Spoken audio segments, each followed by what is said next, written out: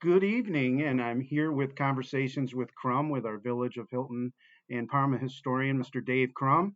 Dave, it's great to have you back from your vacation. Thank you very much, Mike. Good to be back. Tonight's episode, we're going to focus around Old Hojack Drive or Road. Dave, before we get going, all I remember when I was growing up and the railroad would go through the village, we'd go and watch the train, and it was like a real cool thing. And we'd put a penny on the track, and after the Yeah, train went by, we'd go pick it up, and it was like flat as a pancake. yeah. But it's made a lot of changes since then, and looking forward to hearing about the history and some good stories about it. So take it away. Okay, well, thanks, Mike. Good to be back. And I also put pennies on the railroad when I was a kid. I think just about every kid did. And somewhere around, I've got one of those pennies that's flat, and it's about the size of a quarter. I guess it's illegal, but somehow we ended up doing that sort of thing. Unfortunately, the Kojak is no more. It closed in 1978, I believe. It had about a 102-year run. But the Hojack really is what made Hilton, and that's what I want to get into tonight. The arrival of the Hojack, or what the real name was the Rome, Watertown, and Oswego Railroad, known as the RW&O.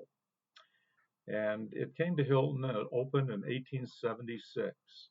Right after the Civil War, there was a lot of activity in building railroads to connect cities all over the United States. And New York was certainly one of those states that benefited from that. So, to begin, the railroad really started out as the Lake Ontario Shore Railroad.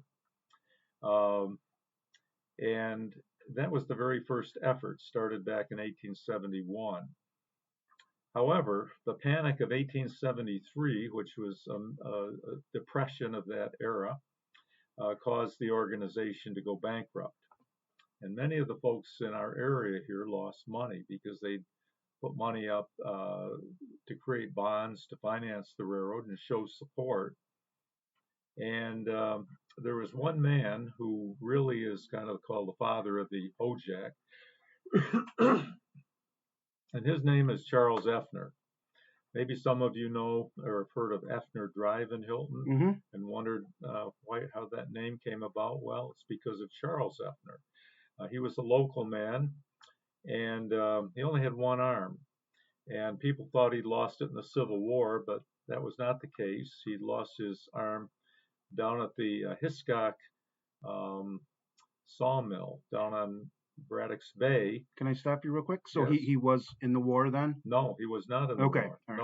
No, not in the war, but he was working down at this sawmill Okay. where Braddock's Bay Hotel is, and somehow had that unfortunate accident, but that didn't stop him from being an active citizen.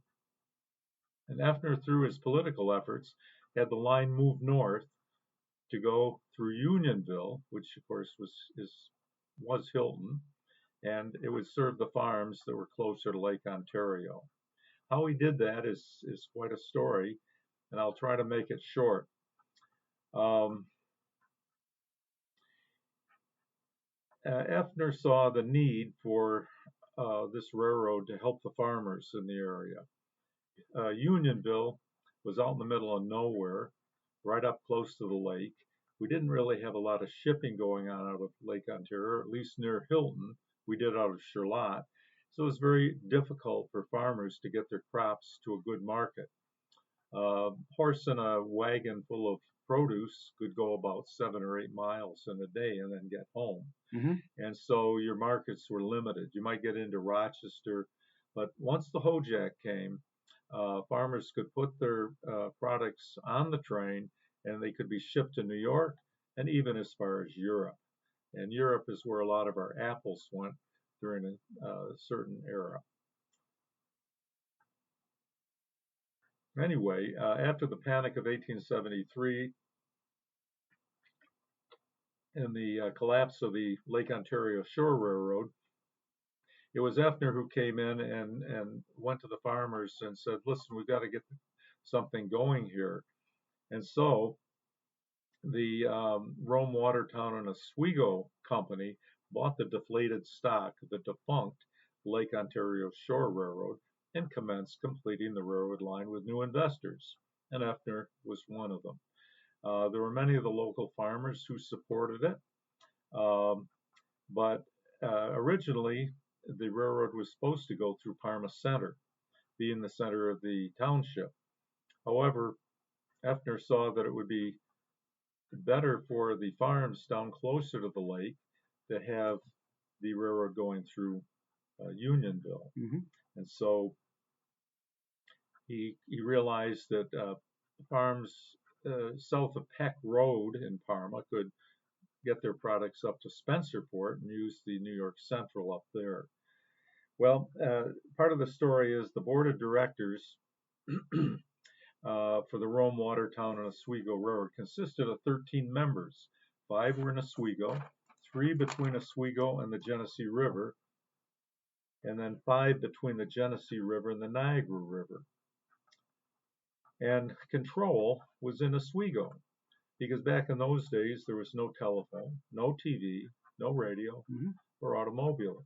You were really, communication was very difficult. We did have telegraph, but the officials were located in Oswego, and they were kind of doing what they wanted to do. And Charles Effner here in Unionville realized this, and so he got busy and contacted all the board members that were between Oswego and the Genesee, and then the ones between the Genesee and Niagara River, and garnered their support for a vote to move the tracks north to Unionville.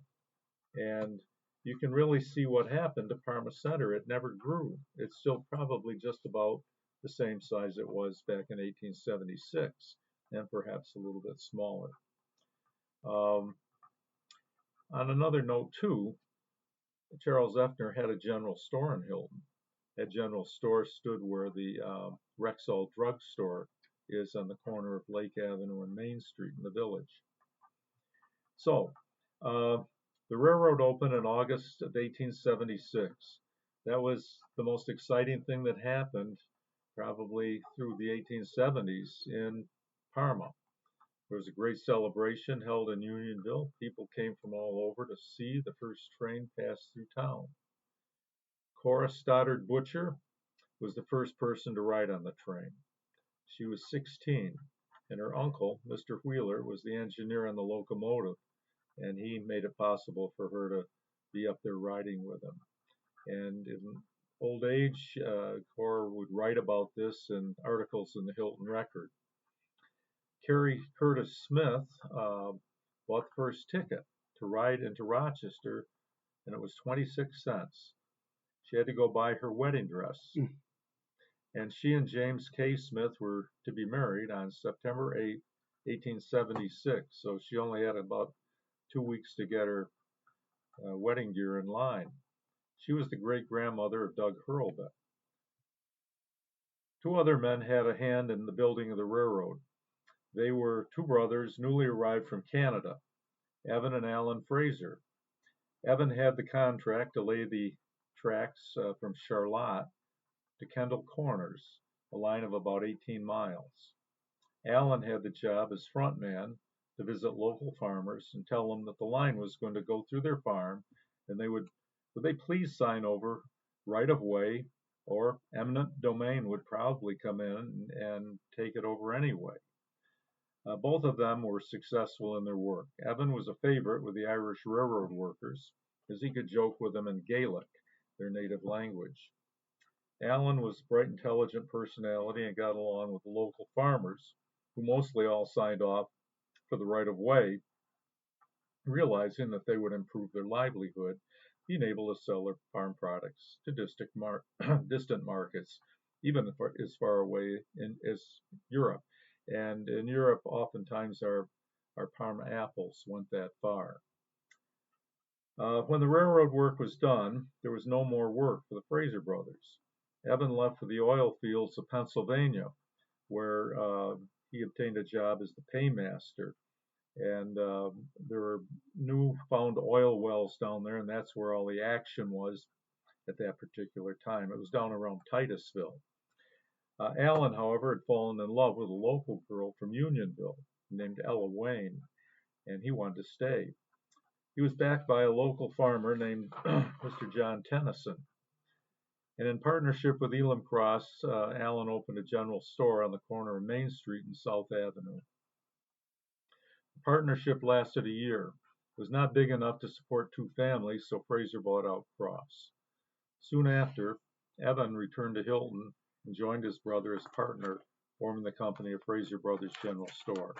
This business venture rode the wave of prosperity that the railroad created for the village and lasted until 1941. The first store moved to Main Street and was much enlarged.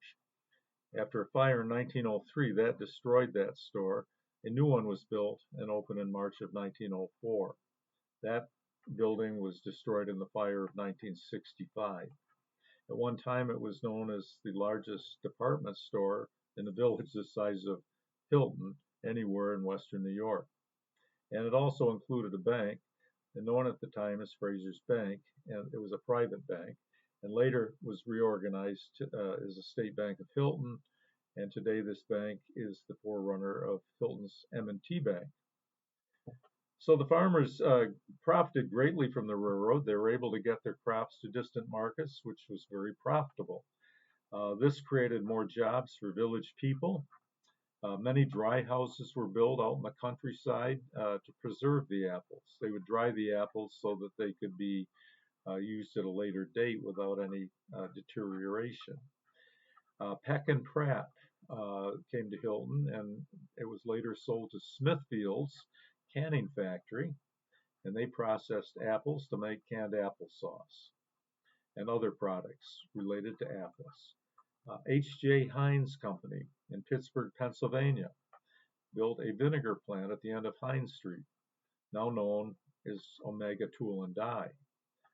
This Heinz plant created a tremendous amount of employment for people in Hilton, for young men and women who didn't want to leave the area, chose to make Hilton their home. Also on the Hojack line, there was passenger service from 1876 up until 1934. You could buy a ticket and ride into Rochester. There was a train that went in the morning and it would come back in the afternoon, bringing the people back. People could get a job in town if they could meet the train schedule, or if their job would meet the train schedule. But a lot of people just like to go into shop and see the sights. That ended in 1934 due to the advent of the automobile. Everybody had a car by then, and there was just not enough demand. So the last train through Hilton was in 1978. The trains ran usually one in the morning and one at night. They ran from all the way from Oswego all the way to Lewiston up the Niagara River. Some of you may have seen that sign on Hojack Lane. It's kind of a post, and it says P104, I believe. And a lot of people don't know what that is, but it means Pulaski 104 miles.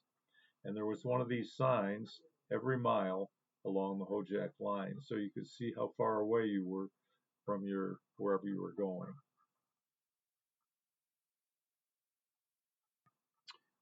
Just to stop, how long did it take to construct the railroad? Well, that's a good question.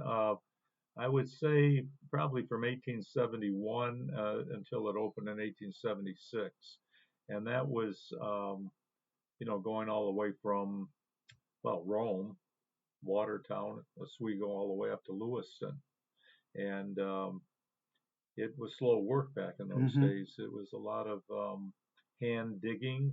You had horses, mules, just a lot of manpower I think they had cranes to lift the tracks. The men would they'd grade the bed with rocks and crushed stone, and then they lay the railroad ties, and then they would have to put the tracks on, and then they'd have men come in with a sledgehammer and take those great big they're more than Mm-hmm. nails, spikes, Mm-hmm. and nail them down. I know that in a lot of the railroad history, they talked about when they united the two railroads going east and west that reached the Pacific and the Atlantic.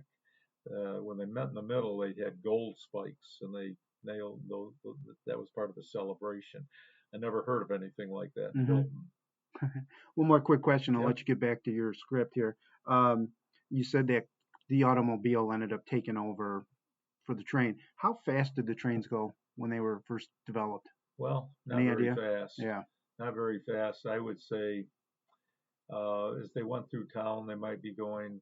I think they kind of slowed down as you went through a town because there were a lot of accidents Mm-hmm. on the railroad. I can think of several people that were killed over the years that I've heard about.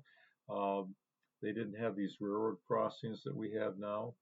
Um, Later, they put in, the bars that would go down that we see today, but Mm-hmm. you had to be pretty careful. Mm-hmm. Anybody that was deaf couldn't hear the train coming. They might go through and bang, there were various accidents in all the towns along, and often the trains would hit cattle out in the farmers' fields.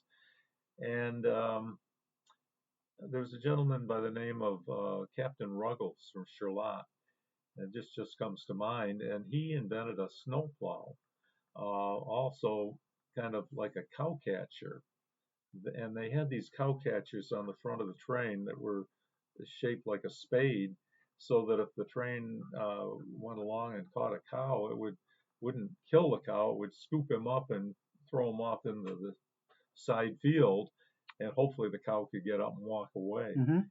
That's if they weren't going too fast. But those were the cow catchers, and then this Captain Ruggles took off on that, and he developed a snowplow, also one that had a fan on it, so that it acted like a snowblower as they're going along. It was connected to steam, and a local resident in our area here, Miles Bliss, has the models that this Captain Ruggles developed for that. He was a local man. I think it's a good topic for Jerry Pickett to put in his moments of Hilton history. Yes, that Yeah. is. Yeah. I apologize to get you No, off no. track. What To get you off track, pun we think intended. of these things as we go along, Mm-hmm. and sometimes those questions bring up something we hadn't put into the overall plan.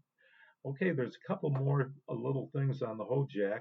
A lot of people say, how did that Hojack name originate? And there are several opinions on that.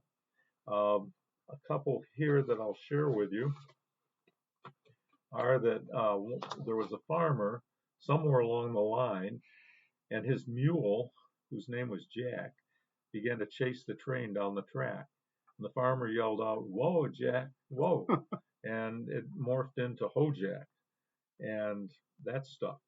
Another opinion is that when locomotive engineers passed each other, they yelled out the window to each other, "Hojack" or "Hijack," because all engineers back then were called Jack. They all waved to each other. And so those are just a couple of opinions that have been noted. But the Hojack really made Hilton what it was from probably 1876 to let's say 1976. It created an economy here in the community. Um, all West Avenue had only houses on the south side of the road. In 1880, the whole line of houses were built from Lake Avenue up to Henry Street. They all look very similar in architecture. And houses were built up and down Lake Avenue. Gorton Avenue was established. There was a lot of activity. As I mentioned, the Fraser brothers had great success with their store, but they weren't the only ones. Johnny Cooper came to town. The town was growing. Prior to the Hojack, all Unionville was a little village of retired farmers who wanted the convenience of living near a store and not have and getting close to church, where they could go to church and not have to be driving their rigs into town, 5, 6 miles away. So it really, the impact of the railroad was amazing. And Hilton or Unionville, which later became North Parma, and that was another Hojack little story. North Parma originally was down where Bartlett's Corners is, or the intersection of 259 and Curtis Road. On the maps, that's known as North Parma, which is exactly what it is, the North community in Parma. Well, there's a man named William Barrage down there who was the postmaster of North Parma. But after the railroad came to Hilton, he moved his post office up to the village. And they were getting the mail all mixed up. And so they, instead of Unionville, they renamed the town North Parma.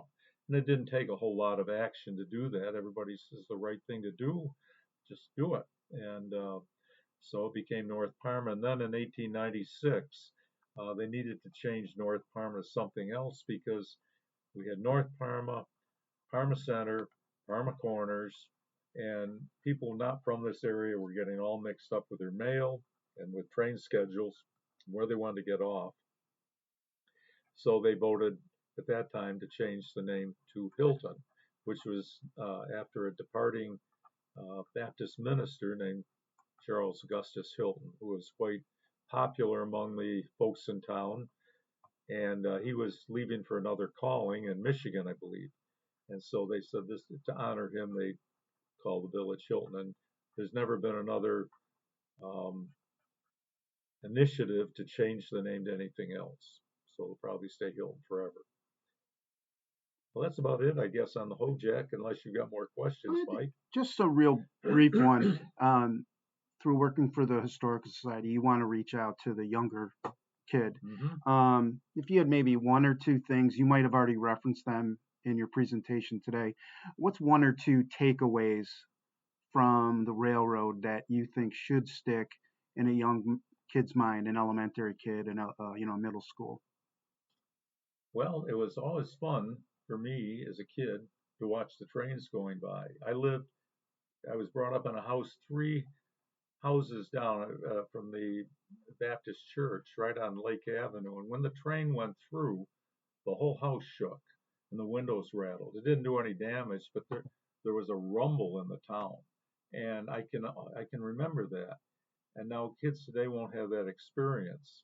I guess when you're sitting at a track and a train goes by, you're up close, you can feel that rumble going through. But this was amazing. It just went right up the street, and we took it for granted. I mean, didn't upset anybody, but it sticks in my mind.